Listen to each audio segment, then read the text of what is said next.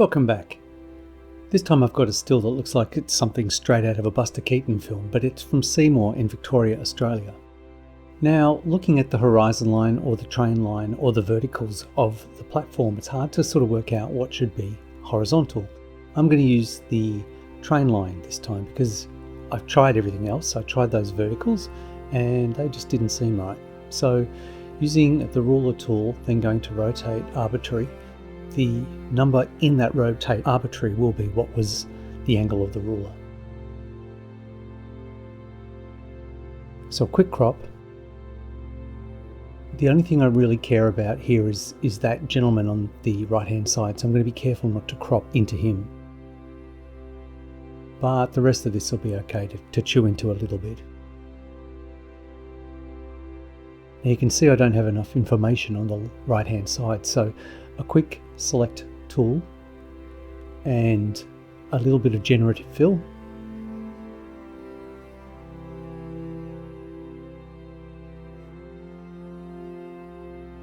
And I have 4 choices that I can choose from. Any of them are okay. This one I quite like because, not that one, this one, because it has that little piece of a support there, which I think is interesting. Alright, so it does look like I'm not working on much of a stack of layers, but I do actually save a lot. So I've always got a PSD file handy of any kind of backward step I need to make or when I need to check what my progress has been like. Using a levels adjustment, I'm just going to set the black and white point to introduce a bit more contrast into the image, then take the color out of the image with a desaturation.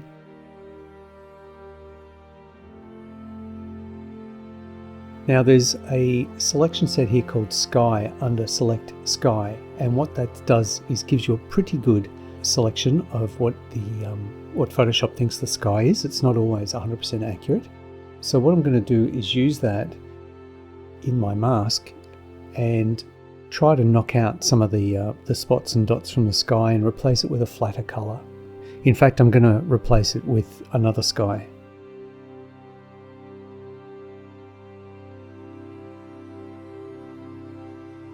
So just to sort of show what it looks like, I've put a flat green in there, and you can see that it's kind of done a pretty good job. It's quite softly feathered, and it's actually chewed in a lot to some of the brighter areas of the train.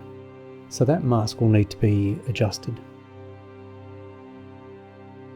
So painting in the mask layer, I'm just going to restore some of these areas. It's about now I stop using the mouse and then start using my Cintiq tablet like a professional.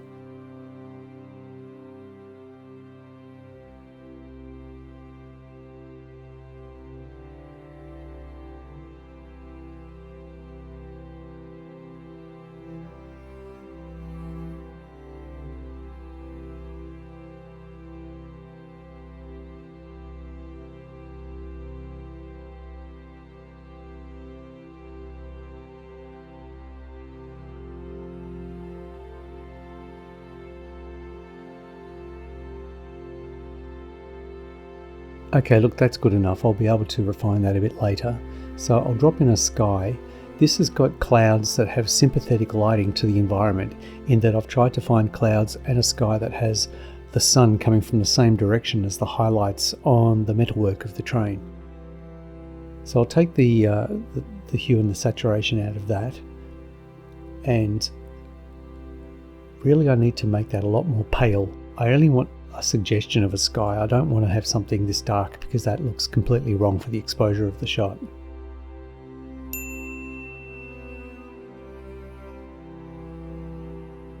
So with my original image on the bottom, a very faint version of the sky multiplied on top of that, and then another copy of the train with the sky alpha mask on top of that, I can go to the bottom layer and paint out a lot of the garbage in the sky, returning it to almost a flat white and letting that new sky softly multiply on top of it. I hope that makes sense.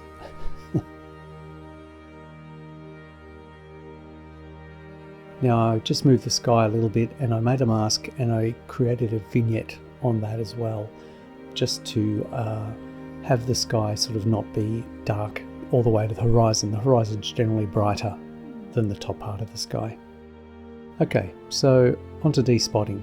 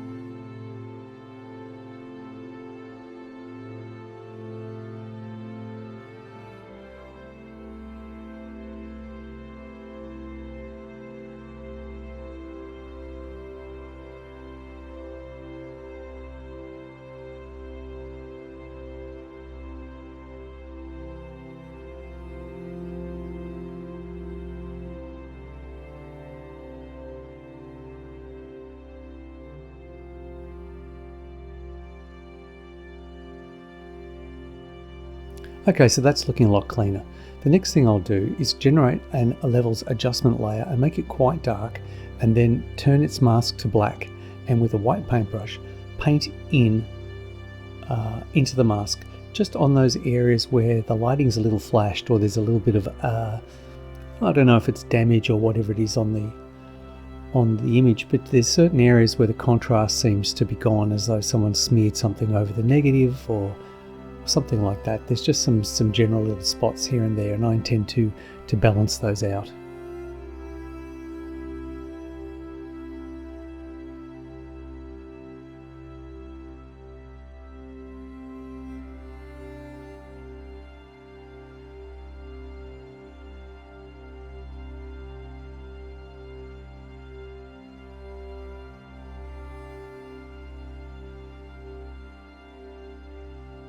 Alright, time to move on to some other parts of the process. First thing I'll do is go to the neural filters, and now that I've removed most of the damage, I'm just going to hit the photo restoration tab and see if it can just even out some of the grain of the image.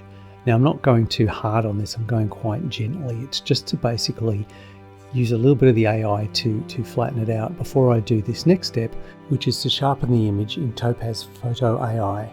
You can sort of see on the right there, it's doing a really good job of pulling a whole bunch of detail out of that image and really crisping up the detail around the engine. I don't want to go too hard on this. You can't go too far, obviously. You can make things look completely unnatural. So I play with the sliders a little bit and just move around the image until I feel like I've got a palatable level of crispness. Then back in Photoshop and in the neural networks again, I've turned on Colorize, and this is what Photoshop has made of the image. So I'll pop that out as a separate color layer, working only in color, and then I've gone to palette.fm and given it a go, and it's had a much more pleasing result in terms of natural colors. It's really picked out the timbers on the wrecked carriages and things quite well. So I make a new layer, set that to color, and then start color picking off that layer underneath and just painting flat color here and there, trying to decide what I think the engine needs. And some of those blues are lovely, some of those reflections of the sky and the metalwork, but also those rustier colors.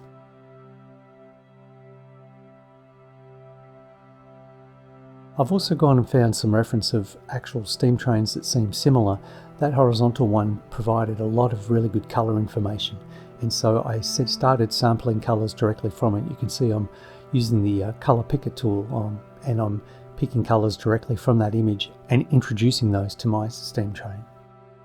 So I'm painting like streaks of rust and tiny little details, imagining where the grease is, where the dirt has collected basically, and trying to make it not a flat single colour, but a real palette of different tones and hues.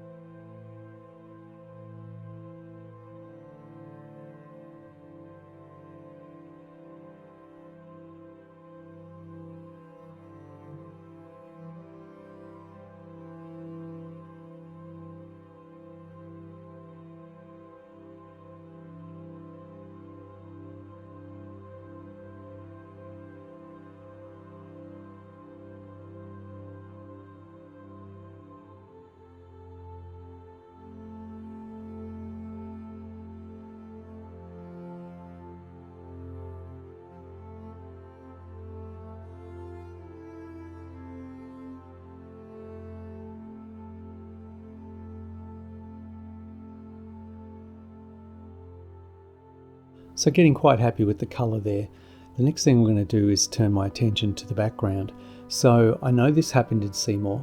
I know a little bit about what Seymour looks like. So I found some pictures of it online, and setting both of those to colour, I can start to paint into that layer and then adopt some of those colours for my distant landscape, that kind of really nice colour of the field and those greens for the trees in the distance. I'm sampling all of those colours and painting them over the top of the distant hills.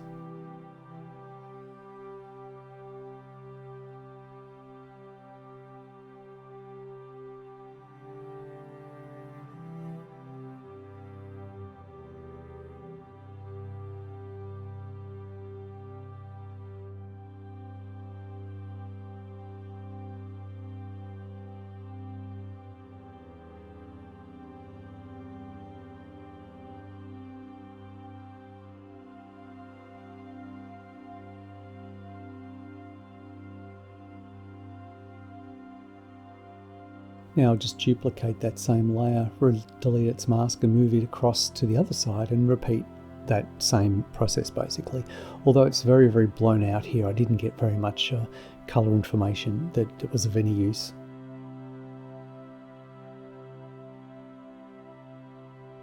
Alright, so that's another one done. Again, if you've got a picture you'd like me to look at, if you think it might provide a useful tool for a tutorial, I would certainly love to have a look. Thank you very much for joining me this time.